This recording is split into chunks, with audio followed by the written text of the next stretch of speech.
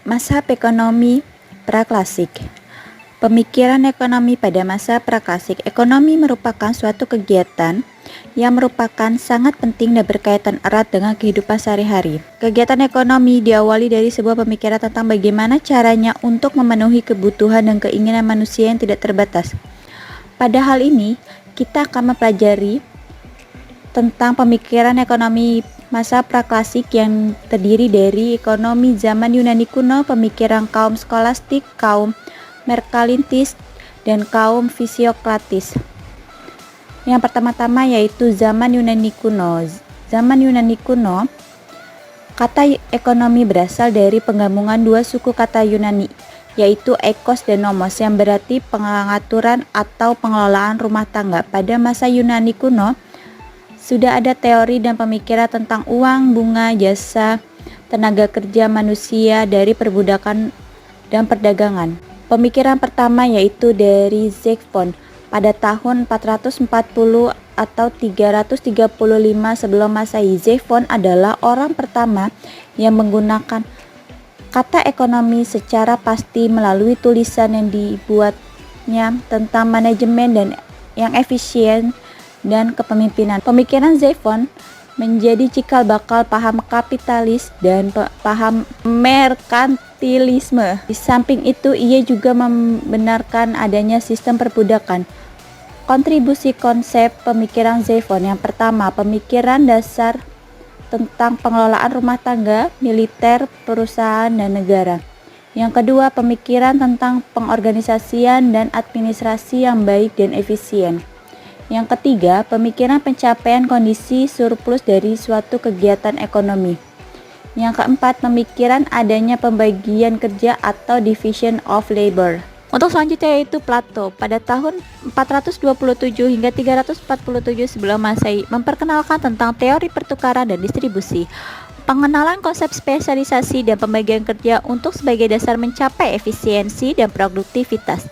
Gagasan Plato tentang ekonomi timbul secara tidak sengaja dari pemikirannya tentang keadilan atau justice dalam sebuah negara ideal atau ideal state. Plato sangat tidak setuju dengan kemewahan dan menginginkan agar setiap orang dapat hidup dengan sejahtera secara merata. Oleh karena itu, keinginan dan kebutuhan manusia harus dapat dikendalikan. Plato membedakan 3 jenis pekerjaan dilakukan oleh manusia, yaitu pekerjaan pengatur atau raja, pekerjaan sebagai tentara atau kesatria, dan pekerjaan sebagai pekerja atau buruh. Plato menganggap bahwa naluri manusia untuk memperoleh barang-barang dan jasa sangat besar, jauh melebihi kebutuhan sewajarnya. Besarnya nafsu untuk memperoleh dan menguasai barang-barang dan jasa ini dipandang sebagai rintangan utama menuju suatu masyarakat yang adil dan makmur secara merata. Oleh sebab itu, nafsu yang perlu dikekang. Fungsi uang menurut Plato bahwa selain sebagai alat tukar, uang juga berfungsi sebagai alat pengukur nilai dan alat untuk menimbun kekayaan. Teori selanjutnya yaitu dari Aristoteles pada tahun 384 hingga 322 sebelum Masehi mengenalkan tentang pertukaran barang atau exchange of commodities dan kegunaan uang dalam pertukaran barang tersebut. Pemikiran Aristoteles memberikan kontribusi tentang nilai dan harga. Kegiatan produksi untuk memenuhi kebutuhan adalah bersifat alamiah. Teori uang yang memiliki kegunaan yaitu sebagai alat pertukaran, sebagai alat penimbun kekayaan, dan sebagai pengukur nilai. Aristoteles mengemukakan perekonomian dalam masyarakat atau negara terdiri dari atas 4 tingkatan. Yang pertama, royal economy, yaitu perekonomian di tingkat negara di mana kegiatan ekspor, impor, dan perpajakan sangat penting dalam suatu kegiatan perekonomian. Yang kedua, seraphic or provincial government, yaitu suatu kegiatan ekonomi yang hanya ditandai dengan aliran barang yang berasal dari sektor pertanian. Yang ketiga, city economy, yaitu perekonomian yang ditandai dengan terjadinya konsentrasi penduduk di perkotaan. Yang keempat yaitu personal economy, yaitu kegiatan ekonomi di sektor rumah tangga individual. Zaman skolastik.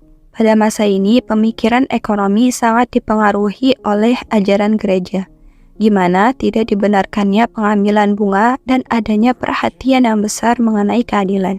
Tokoh yang ada pada zaman tersebut yang pertama adalah St. Albertus Magnus. Beliau merupakan seorang filsuf religius dari Jerman. Salah satu pandangannya yang terkenal adalah pemikirannya tentang harga yang adil dan pantas, yaitu harga yang sama besarnya dengan biaya dan tenaga yang dikorbankan untuk menciptakan barang tersebut. Yang kedua adalah Thomas Aquinas. Beliau merupakan seorang teolog dan filsuf Italia. Dalam bukunya yang sangat terkenal, Summa Theological, Aquinas menjelaskan bunga dari uang yang dipinjamkan adalah tidak adil, sebab ini sama artinya dengan menjual sesuatu yang tidak ada. Tak heran Thomas Aquinas sangat mengutuk bunga dan memvonisnya sebagai riba. Untuk yang selanjutnya, zaman merkantilisme. Istilah merkantilisme ini pertama kali disebut oleh Mirabeau tahun 1763 untuk menggambarkan situasi perekonomian saat itu yang dikuasai oleh para pedagang, terutama di Eropa, Portugis, Spanyol, Inggris, Prancis, dan Belanda. Istilah merkantilisme berasal dari kata merchant yang berarti pedagang. Menurut paham merkantilisme, setiap negara yang berkeinginan untuk maju harus melakukan perdagangannya dengan negara lain. Sumber kekayaan negara akan diperoleh dari surplus perdagangan luar negeri. Yang selanjutnya, hasil surplus perdagangan tersebut adalah sumber kekuasaan. Negara-negara Eropa tidak hanya berdagang dengan sesama Eropa, tetapi sampai ke Hindia Belanda. Awalnya negara-negara Eropa hanya memperebutkan rempah-rempah. Akan tetapi, untuk mengamankan jalur perdagangan tersebut, mereka akhirnya menjajah. Adapun beberapa tokoh yang mempelopori pada zaman merkantilisme, di antaranya Jane Bodin pada tahun 1530 sampai dengan 1596.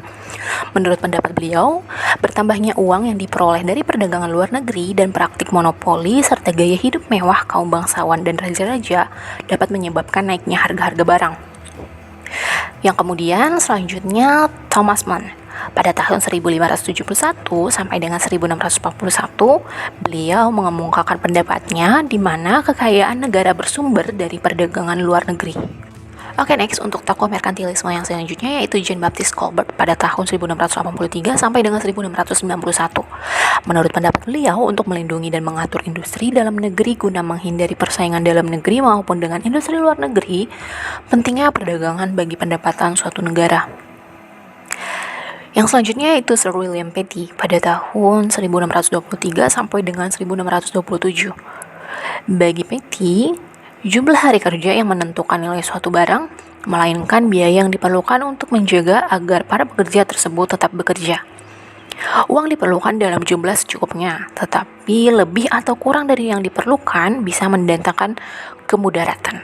Yang terakhir, last but not least, yaitu David Hume pada tahun 1711 sampai dengan 1776. David Hume adalah kawan dekat Adam Smith yang sebenarnya lebih dikenal sebagai filsuf daripada pakar ekonomi. Bagaimanapun juga, kontribusinya terhadap pemikiran-pemikiran ekonomi cukup besar. Hal ini dikarenakan Hume dan Smith sering mendiskusikan pandangan-pandangan bersama-sama. Hasil diskusi ini jelas akan mempengaruhi jalan pikiran masing-masing. Dalam buku yang ditulis oleh Hume yang berjudul Of the Balance of the Trade, membicarakan tentang harga-harga yang sebagian dipengaruhi oleh jumlah barang dan sebagian lagi ditentukan oleh jumlah uang. Dan yang terakhir, pada zaman fisiokratis, kaum fisiokrat menganggap bahwa sumber kekayaan adalah sumber daya alam. Aliran ini dinamai fisiokratism, fisik yang artinya alam, dan keratin atau kretos yang artinya kekuasaan. Keselarasan dan keharmonisan ini berlaku kapan saja, di mana saja, dan dalam situasi apapun, atau bersifat kosmopolit. Beri mereka kebebasan dan biarkan mereka melakukan yang terbaik bagi dirinya masing-masing. Pemerintah tidak perlu campur tangan, dan alam akan mengatur. Semua pihak akan senang dan bahagia. Ini menjadi cikal bakal doktrin let do, let pass. Dikembangkan Adam Smith menjadi invisible hand. Francois Queneau pada tahun 1654 sampai dengan 1774 mengatakan intervensi pemerintah dalam perekonomian hanya merusak keseimbangan yang sudah tercipta secara alami. Sumber kekayaan negara dan masyarakat adalah tanah atau lahan, suatu rangkaian yang saling terkait satu sama lain antar sektor ekonomi menopang struktur ekonomi. Keynes membagi masyarakat menjadi 4 golongan. Yang pertama kelas masyarakat produktif, yang kedua kelas tuan tanah, yang ketiga kelas yang tidak produktif atau steril, dan yang keempat kelas masyarakat buruh. Adapun kesimpulan dari materi mazhab ekonomi masa praklasik, yang pertama yaitu di zaman Yunani kuno, di mana saat itu di Athena masih mencerminkan pola pikir tradisi kaum ningrat. Para tokoh ekonomi diantaranya Plato, Aristoteles, dan Xenophon sependapat bahwa pertanian merupakan dasar dari kesejahteraan ekonomi. Selain itu, pada dasarnya mereka menolak pinjam-meminjam uang dengan bunga. Pemikiran mereka yang dituangkan dalam buku nantinya bakal dijadikan rujukan oleh para ahli ekonomi selanjutnya, seperti halnya teori division of labor Adam Smith yang terinspirasi dari pemikiran Plato. Untuk kesimpulan yang kedua, pada pemikiran ekonomi zaman skolastik, pemikiran ekonomi sangat dipengaruhi oleh ajaran gereja, di mana tidak dibenarkannya pengambilan bunga dan adanya perhatian yang besar mengenai keadilan. Pendidikan pada masa itu diserahkan pada tokoh-tokoh gereja yang kemudian dikenal dengan nama The Scholastics, sehingga masa itu disebut dengan zaman skolastik. Tokoh-tokoh pemikir ekonomi pada masa skolastik yang terkenal yaitu Santo Albertus Magnus pada tahun 1206 sampai dengan 1280 dan Thomas Aquinas pada tahun 1225 sampai dengan 1274. Kesimpulan yang ketiga, merkantilisme berasal dari kata merchant yang berarti pedagang.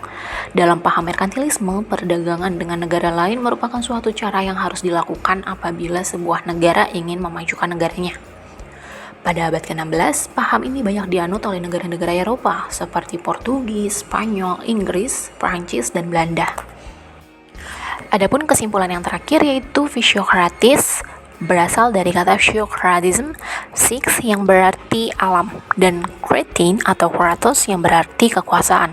Pada masa ini disebut dengan mazhab karena pola dan pemikiran yang disusun oleh golongan Physiocrates sudah terwujud suatu kerangka dasar analisis tertentu mengenai masalah-masalah ekonomi dalam kehidupan masyarakat atau dapat dikatakan telah berstruktur. Demikian pemaparan dari kelompok 1 terkait dengan mazhab ekonomi masa praklasik. Kiranya apa yang dapat kami sampaikan boleh bermanfaat